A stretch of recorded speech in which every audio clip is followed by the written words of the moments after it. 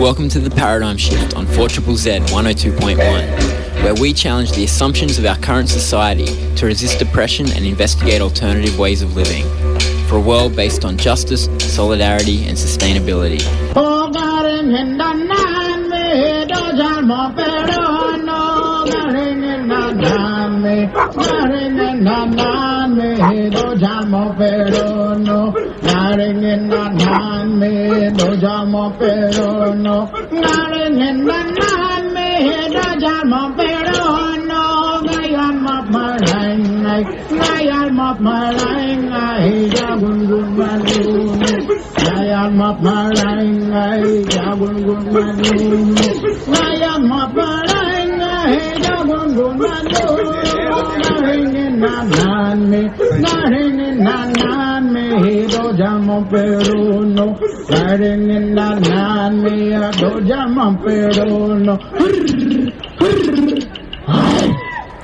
Welcome to the Paradigm Shift on 4ZZZ 102.1 FM.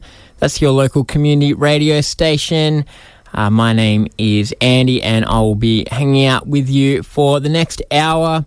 Of course, broadcasting on the lands of Jagera and Turrbal people and beyond into actually surrounding clans in southeast Queensland. And if you are listening through the wonders of the internet, it could be anywhere, but worth remembering that this country does not belong to us to do as we please. We're connected to it, and that's part of the theme of the show today. We're going to be talking a bit about fracking, and in particular about the big news that sort of passed by a lot of people unnoticed this week, because in the way that all news seems to be passing by unnoticed other than a certain funeral at the moment. But the big news was that Origin Energy, one of the biggest gas companies in this country, sold its stake in several gas fields around the country, in the Kimberley, in the northwest, in the Beetaloo Basin, in sort of the centre, and in the Western Downs, Lake Eyre Basin in southwestern Queensland. What does it mean? Is this a sign that the dominance, these big gas companies fracking with no concern for either our climate or our water tables, is coming to an end? Well, hopefully, but that's what we're going to be looking into over the course of the next hour. I spoke with Hannah Ekin from the Arid Lands Environment Centre about what it might mean in the territory there, where there's been a very high-profile resistance to fracking in the Beetaloo Basin. And I also spoke with Ray Dimakarri Dixon, who's a Mudburra man based in Marlinger near Elliot, right in the middle of the Beetaloo Basin, who has been resisting it for a long time. We talked to him about what it means for his country, the threat of fracking, and what it meant to get that news this week. And then finally, we will hear from Ellen Roberts, who's based here in Brisbane, to talk a bit more specifically in Queensland about what it means for the proposed fracking in the floodplains of the Western Downs, but also about the projects that Origin did not sell its stake in, such as the AP LNG proposed project near Carnarvon Gorge in central Queensland. So it'll be all about gas today, and all about trying to figure out how best we can keep all that gas in the ground and protected. Of course, if you cast your mind back a couple of years, you will remember the federal government at the start of the COVID pandemic talking up a gas-fired recovery, that they were going to pump hundreds of millions of dollars into subsidising the gas companies, which, let's face it, do not need the handouts to help them dig more gas out of the ground. Fortunately, a lot of that money never actually made it to them, like a lot of ScoMo's promises, one might say. But in general, we still have a government that is in favour of these big companies digging this up, and of course there's immense climate impacts as well as the local water impacts. And so for those of us concerned about our planet, it is something that we need to keep paying attention to and keep trying to stop. So anyway, let's get into it. Let's have a listen to Hannah Ekin and stay tuned. My name is Ekin, and I work for Arid Lands Environment Centre in Mudburra, Alice Springs, and am part of the campaign to stop fracking in the NT. It's been a big news week in the world of fracking in the NT with Origin Energy's announcement that they were going to be selling their stake in the Beetaloo Basin project.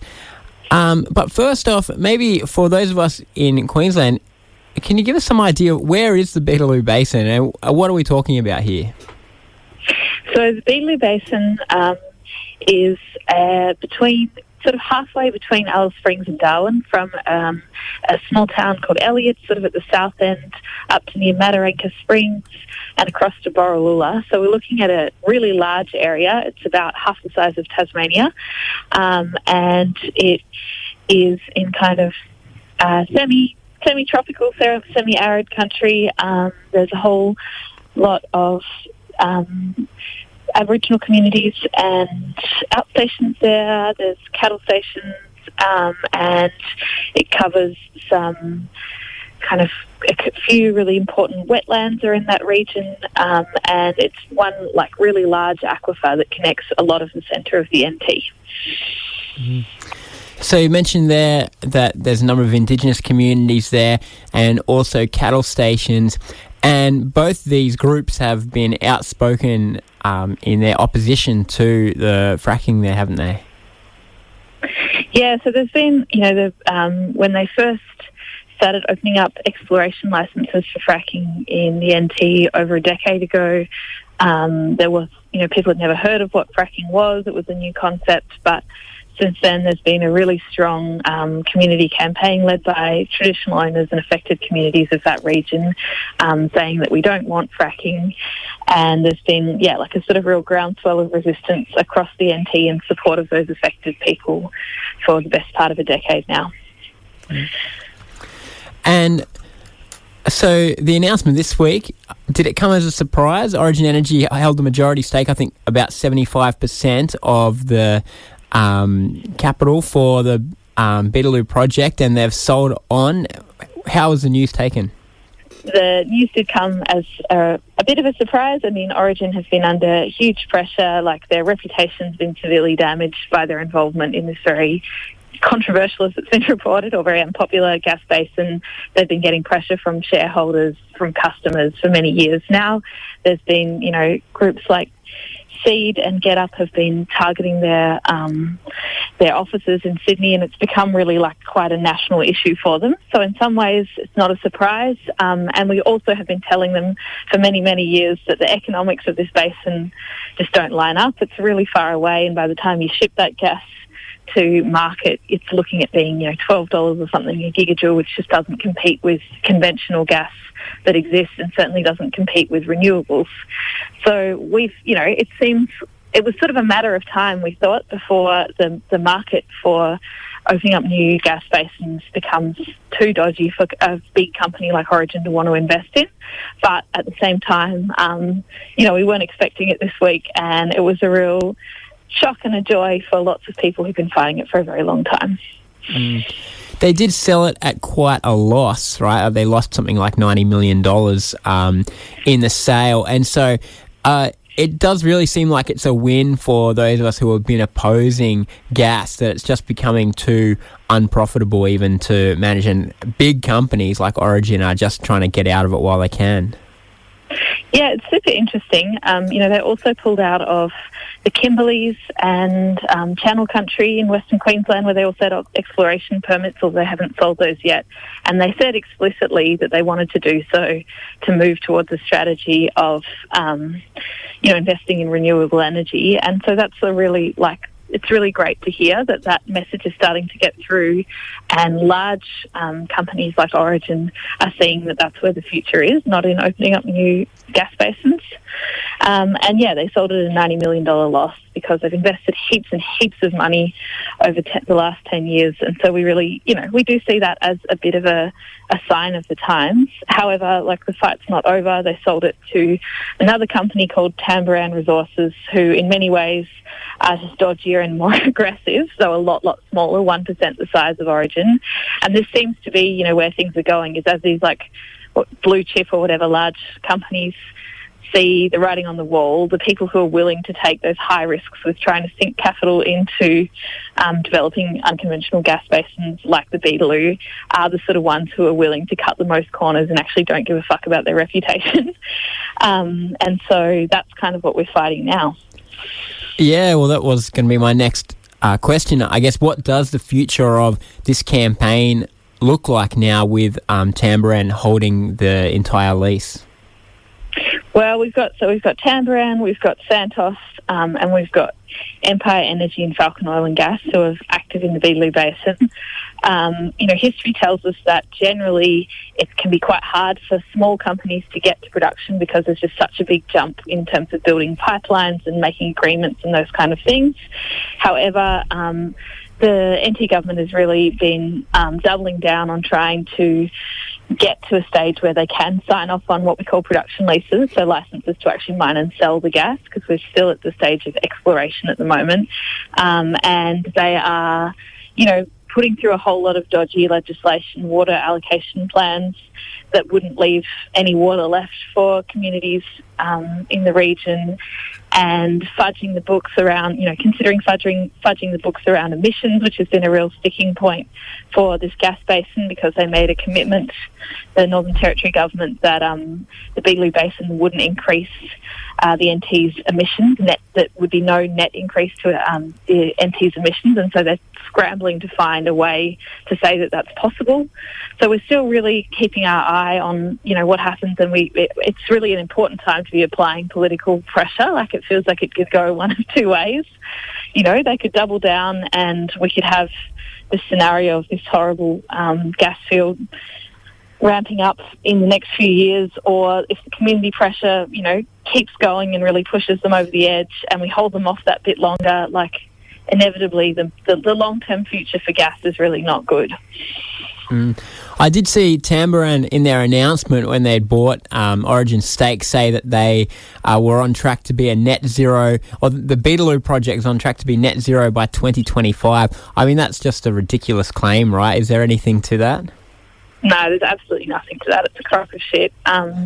I think, companies like Tamboran, they might actually be up for greenwashing with the ACCC or something with those kind of claims, because there's absolutely no way of making a net zero new gas field. And this is the sort of lies that we've been fighting for many years now.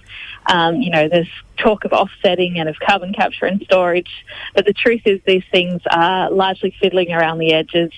There's not enough accredited offsets in the whole of Australia to account for the amount of greenhouse gas emissions that would be released by the Beetaloo Basin.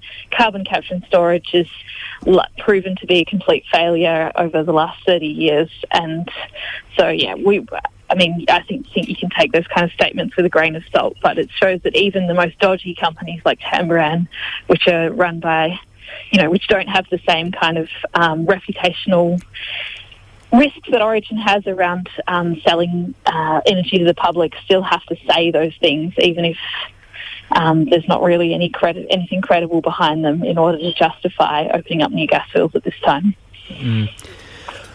Well, I guess finally we've got big companies selling out. We've got Labor governments both in federal and in the territory there who presumably could move a bit. What's next for the campaign to try to stop altogether fracking in the Beetaloo Basin?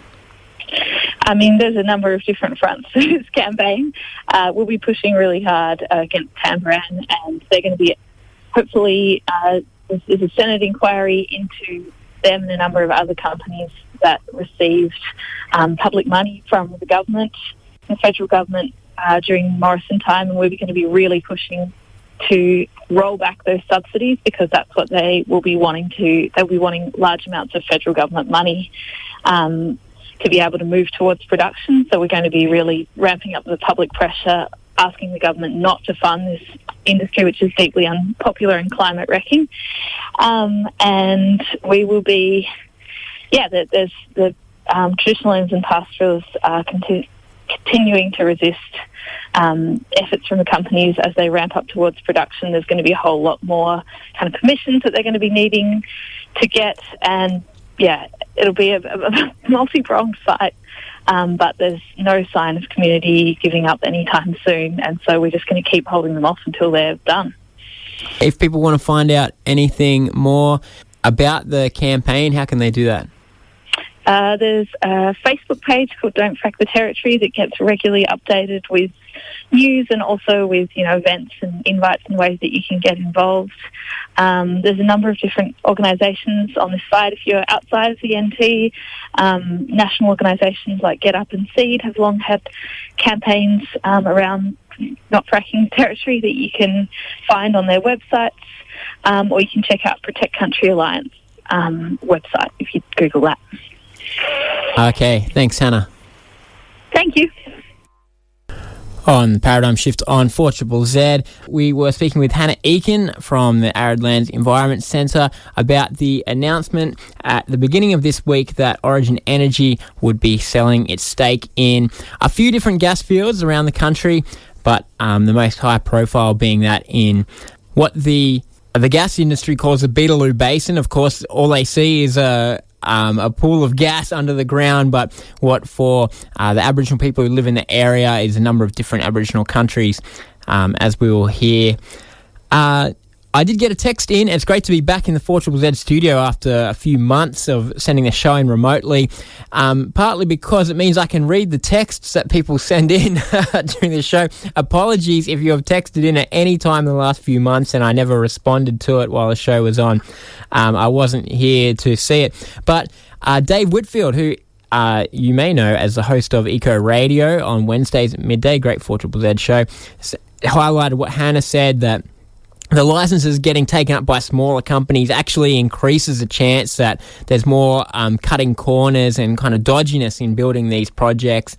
And so we shouldn't celebrate just yet. I think it's also worth noting as well that often these companies will snap up these leases in the hope that if the price of gas goes back up again, they can sell them on to bigger companies as well. And anytime you hear a company saying that, we're not going to explore it, we're going to hold on to the lease but not going to explore it, it's worth remembering that. But it will certainly be harder for Tamboran, the new holders of that. They were already held part of the lease and now they hold almost all of it there on the Beetaloo Basin. It will certainly be harder for them to have the capital to get it off the ground and things like that. And so it is a bit of a win for us this week in protecting water, protecting the climate and protecting Indigenous country. Speaking of which, I did speak with Ray Dimakarri Dixon, who is a Mudburra man. You heard him singing just before in his own language. He lives in Marlinya near Elliot in the Northern Territory, and he's been for a long time fighting to protect his country from these gas companies. So I thought I'd chat to him about what that's been like and what it was like receiving the news this week. My name is Dimakarri Dixon. I'm a Mudburra man, and I'm from the Northern Territory, a place called Marlinya near Elliot and the Northern Territory. It's 730 k's north when you're going to Darwin and 730 k's when you're going south to Alice Spring. So a lot of us in Queensland have never been to Elliot, but that's your country. Can you give us a bit of an idea of what the country's like? Yeah, this country, it's all country sort of like bit of both. I think Barclay and a little bit of desert and a little bit of the tropical. So country, we're sort of in the middle there, but we're kind of like in that kind of area, you know? Yeah. Beautiful spot. We're located in that area where you can do a lot of hunting, and we go fishing.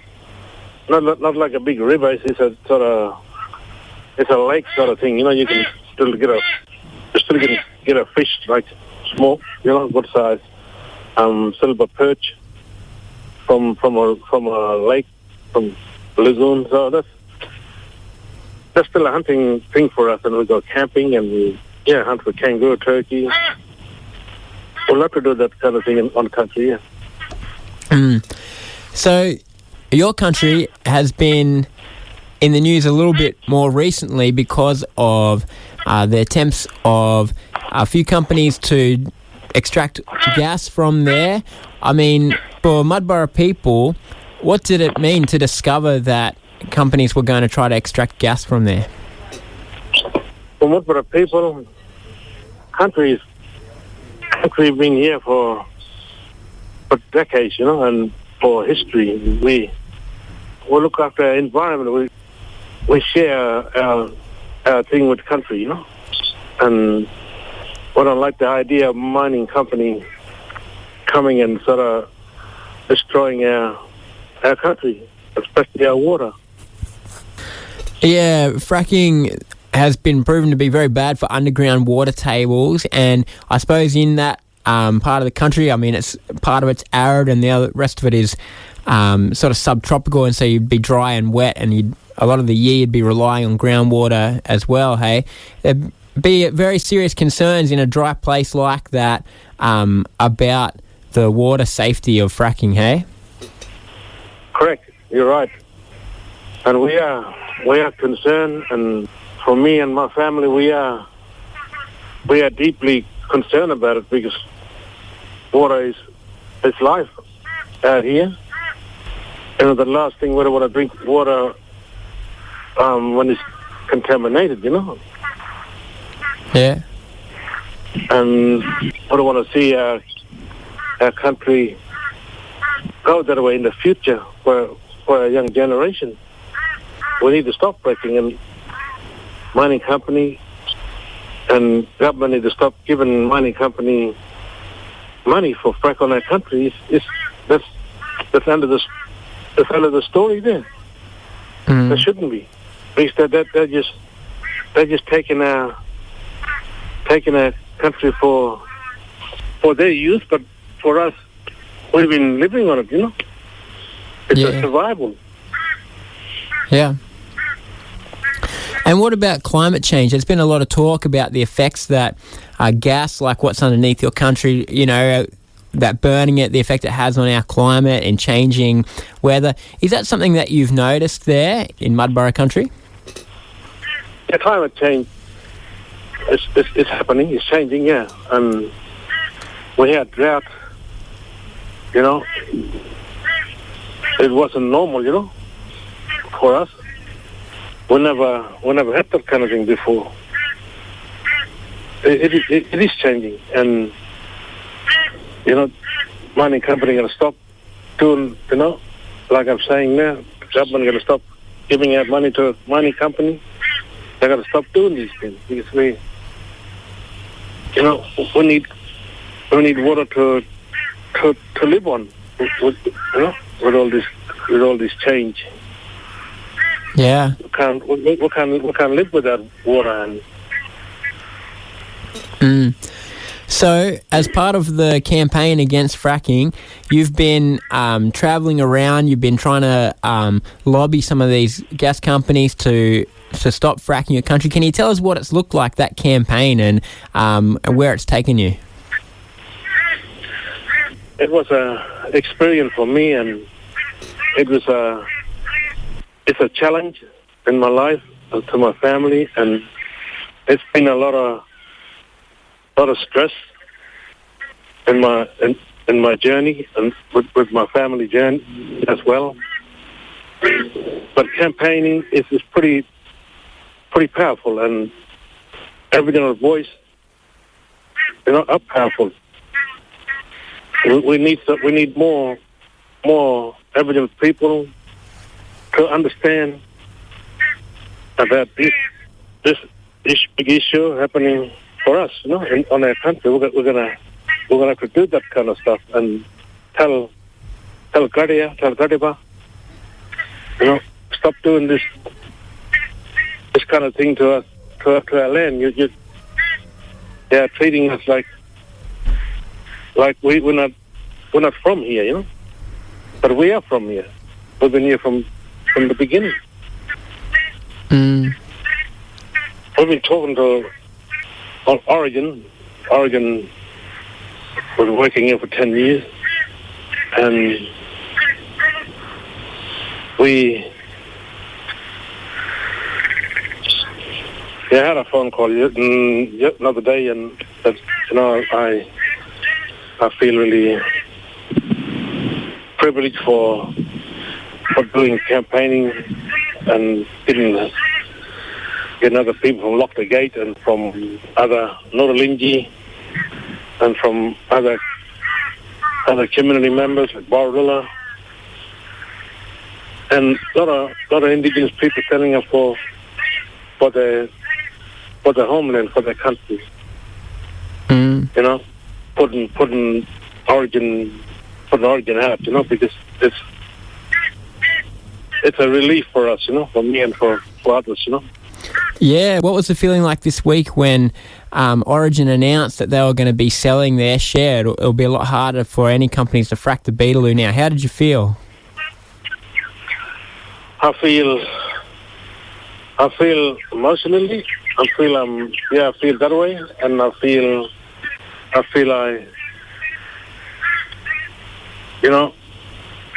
it is a relief for us, and it's a big stepping thing forward for us. Continue. We're not going to stop. We're not going to stop. I'm fighting all these mining company, and the next one coming, we're still gonna remind them, this is not your land. This is our land, and we don't want you to frack on our land.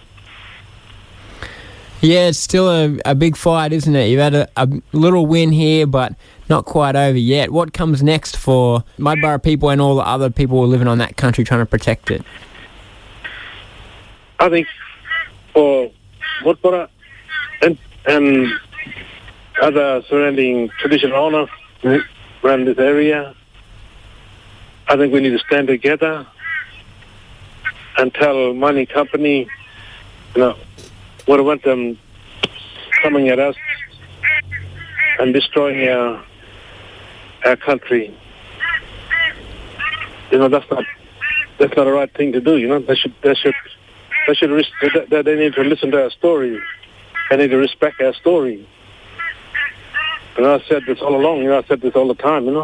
Mining company need to understand what they're doing to a country, and the government need to understand that we belong to you. Yeah. All right. Well, thanks very much, Ray, for having a chat to us today. My honour and my respect to share my story with you, and it's still fight to go on forward, Yeah. For our country, and especially for fracking and our water, really. Yeah, it's very, very important for us. Okay. Thanks, Ray. Thank you. That's the genuine sounds of the outback there. Those crows cawing away in the background. That's Ray Dimakarri, Dixon on the phone from Marlinger in the Northern Territory, who has been standing up against fracking on his country, Mudburra country, in near Elias, sort of halfway between Darwin and Alice Springs. And they've had a bit of a win this week with Origin Energy selling on their stake in it. So we've heard what it means for the territory, and in our last interview we're going to hear what it means for Queensland. I spoke with Ellen Roberts, who's based here in Brisbane with Lock the Gate, about a couple of different projects. One is another one which Origin has just sold on, actually, in what's called the Western Downs, the far kind of southwest of Queensland, the Lake Eyre Basin, as the mining industry calls it. Again, all they see is these basins underground. That's all these places mean to them, is what's stored under the earth. But so they've sold on their stake, and it's unclear what happens now. But part of the other issue about that is that these areas, as we'll hear from Ellen, is quite unique ecosystems, and it's floodplains. And so the issues with water there are significant, and the Queensland Labor government has promised to protect them, but as yet has done nothing about reining in those gas companies taking back those leases or anything. And so we'll find out what else we have to do, and also what's Origin Energy still involved in. They've still got their fingers in the gas and fracking jar further north in Queensland, up near Carnarvon Gorge. So let's have a listen to Ellen and find out more. My name's Ellen Roberts. I'm the National Coordinator of Lock the Gate Alliance. And there's been some big news in the gas world this week, with Origin Energy selling its stake in the proposed Beetaloo Basin, as well as a couple other gas fields around the country. Can you tell us a bit more? Well, huge news from Origin this week. On Monday, they said that they were going to sell 100% of their interest in gas in the Beetaloo Basin to their partner there, Tamboran, a US-based company. And they've also got exploration activities in the Kimberley and in far western Queensland, and they've said that they're going to exit those. So very clear path forward in the Northern Territory in terms of selling to Tamboran, but then they're looking to get out of both Kimberley and the Channel Country in Western Queensland. So what's behind this? Has Origin Energy suddenly realised the climate impacts of gas? Well, I mean, I think that certainly had a part to play in it. So the Origin AGM was coming up in October, and they were going to have this kind of whole say on climate process that they were putting to the shareholders at the AGM. But they were excluding the emissions from these fracking projects, from the Beetaloo, from the Kimberley, and from the Lake Eyre Basin, from the calculations of their own emissions. So it was really getting to kind of crunch point in terms of the internal inconsistency. Origin saying that they were acting in line with the Paris Agreement, committed to 1.5 degrees, but that they were still pursuing massive gas expansion in Australia. So they had suffered a lot of reputational damage. They've suffered, pressure from investors, from their staff, from their customers. And so I think the fact that this announcement was made exactly 1 month out from the AGM just shows, I think, like the company was just unable to kind of hold these big fracking projects and then also this climate process. So what does that campaign look like against Origin? I mean, it's been across 3 states, and I think it's probably important to recognise, obviously, Origin isn't out of gas completely, and if you read their statements from Monday about getting out of the basins, it's like they still think that gas is very important as a transition fuel. They have an agreement with Tamboran to purchase that gas, and crucially as well, they're still involved in a joint venture in Queensland, APLNG, which is going to still, go ahead with the gas expansion in Queensland. So I don't want to pretend that Origin is now gone from this dirty gas player to being completely clean. But in terms of, the campaign against their fracking activities, very much led by Aboriginal communities across the Northern Territory who've been opposing them for many, many years in community activities on the ground, being a very strong voice in the Northern Territory moratorium. They had a moratorium on fracking for a while, but also those communities being very much part of the corporate campaign, so travelling down to AGMs, doing all that stuff online during COVID, meeting with Origin investors, people being outside Origin offices, handing out pamphlets to staff as they go in and out. So that's over many years. Seed Mob have been very involved in it, Original Power, Lock the Gate, as well as Get Up. So there's been a whole bunch of organisations working on it, but very much led by traditional owners. Yeah, so the big elephant in the room on this week's announcement, as you say, is the APLNG project, which Origin is still involved in and hoping to expand. Can you tell us more about that? So Asia Pacific LNG is a joint venture between Origin and 2 other companies, and they want to drill, they're calling it the Gas Supply Security Project, and they want to drill across nearly 500,000 hectares of central and southwest Queensland. That's a huge size. And with borders to national parks, people probably know the Carnarvon National Park, but also the Expedition National Park. Queensland is really ground zero for conventional onshore gas in Australia, and so this is another huge expansion of gas here. We're really looking at those industrialisation of those landscapes in sort of central Queensland there. And Queensland really has been the centre of the gas industry's push into fracking, a controversial method of extraction.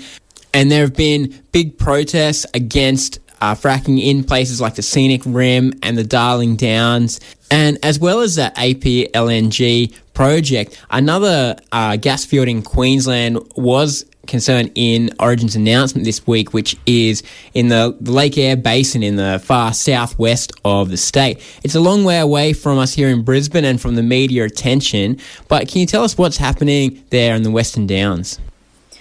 So the reason it's kind of Queensland, the Labor Party made a commitment in 2015 that they were going to protect the floodplains of the Lake Eyre Basin. So there's a very unique kind of landscape out there in flood. The water kind of runs through these braided channels. So the way that the water moves through the landscape is really unique. And the whole kind of the river system with the Cooper and the Thompson is one of the last free-flowing river systems in the world. So very kind of unique and important landscape to protect. And Queensland Labor made a commitment that they were going to protect that floodplain area when they were elected in 2015. We're now at 2022 and that commitment is yet to be acted on. So Santos has been producing gas out there for many decades in the Lake Eyre Basin, and they want to continue to expand. And then previously in the Lake Eyre Basin, Origin had expressed an interest in unconventional gas. So there's both conventional and unconventional gas. And generally, it's a bit of a simplification, but unconventional gas is the one it's harder to remove and often requires fracking, although conventional out there also requires fracking. So there was looking to be a big gas expansion in this very ecologically sensitive area that, as you can imagine, extremely important cultural significance for the Mythica and other people out there as well. So there's been this big debate between the gas industry and environmentalists about getting gas off the floodplains. And so Origin, Santos is already out there. Origin was looking to come in really big and heavy. And we're actually at a decision point right now where the Queensland government is going to make a decision about whether they will kick gas off the floodplains. And they'll do that in the next couple of months. And it's extraordinarily significant for Queensland just because the unconventional onshore gas industry is got such a hold in Queensland, compared to the other states. Booted out of Victoria, lots of no-go zones in New South Wales, no-go zones in WA as well, whereas Queensland has just been a free-for-all. And so this would be the first time in Queensland that there would be an area of the state that would be a no-go zone for gas. So it's not a huge area relative to the size of Queensland, but it's very, very significant in terms of, as I say, the significance of the area, but also what it means for the gas industry, which is why they're pushing back so hard. So, yeah, Origin pulling out of the Lake Eyre Basin is good. Doesn't mean that other gas companies won't take over Origin's leases, but it just really puts the pressure, I think, on the Queensland government to step in. Now is an excellent opportunity for them to step in and actually finally protect the floodplains of the Lake Eyre Basin. So if people are concerned with keeping that gas in the ground and protecting that fragile ecosystem in the Western Downs, is it time to be pressuring the government, and what should we be doing? Absolutely it is. So there will be a formal consultation process, there's going to be a number of options. Basically, Queensland government will say, what do you think, people of Queensland? Should we let the gas industry expand uncontrolled on the floodplains all the way through to a ban on that area? So people will have an opportunity to have their say. But we're also, as Lock the Gate, it's not just about consultation processes, but we organised a rally the other day and we'll have more activities coming up like that over the next couple of months. So you can check out, there's a whole information page about gas in the Lake Eyre Basin on the Lock the Gate site, including signing a petition, and we'll have information there about the consultation and about events that we've got coming up in Brisbane. I think it's really crucial to be talking to the people, who live out there, but this is an issue of significance to everyone in the state, so it'll be an important time wherever you are in Queensland and possibly Australia to have your say about protecting this precious area. Okay, thanks very much, Ellen. Cool. Thanks, Andy. Nice to talk to you. On the Paradigm Shift on 4ZZZ, you just heard Ellen Roberts talking about the situation of gas extraction in Queensland and of people trying to stop it. We have been venturing across the country today on the show, talking to different people from different areas of Australia, but of course the struggle is going on around the world as well. You may remember a few years ago the fight over the Dakota Access Pipeline and the massive Indigenous resistance to it at Standing Rock. Well, that Indigenous resistance in North America is still going on. Most recently, the Wet'suwet'en Nation opposing the Coastal GasLink pipeline, and they have actually been travelling around Canada, getting together all the different Indigenous nations there to have a united front against gas companies exploiting their country and paying lip service to caring for the Indigenous people or the environment in general. The same thing as in Australia. We spoke with Ray Dimakarri Dixon before. He's Mudburra, but a lot of the Aboriginal nations around there, around Elliot, around Catherine, around Borroloola, Mataranka, they have all been in their own way resisting the Beetaloo Basin project. And of course, across Australia, Aboriginal people have been so involved in campaigns for conservation. Another one this week that was a bit of a win, actually, in the gas industry too, was Tiwi Islanders. The Tiwi Islands just north of Darwin, and the Munapai people there, they've been in court, in the federal court, against Santos's Barossa project, which is a huge offshore gas drilling project, and they had a bit of a win in court where it was said that they were not properly consulted before the approval was granted for the Barossa project at the start of this year. And so Santos there will have to go back and assess, consult with them, and the approval basis process will happen again. So hopefully we'll see a real big win there, and that project will actually be stopped. But amazing effort by them as well, and it's one of the big issues for us when it comes to Indigenous rights in this country. Of course, on the show recently, we've also been speaking with people from the Pilbara in Western Australia who are against the expansion of the Woodside's gas processing facilities on the northwest shelf there, which will come with the Scarborough Gas offshore project as well. So across the country and across the globe, Indigenous people are trying to stop these gas companies and protect their country. That's about all I have time for on the show. We'll, of course, keep going, keep trying to connect you with struggles that are happening around the country and the world, and try to give voice to people that are fighting for change. And so keep tuning in. I'll see you next week.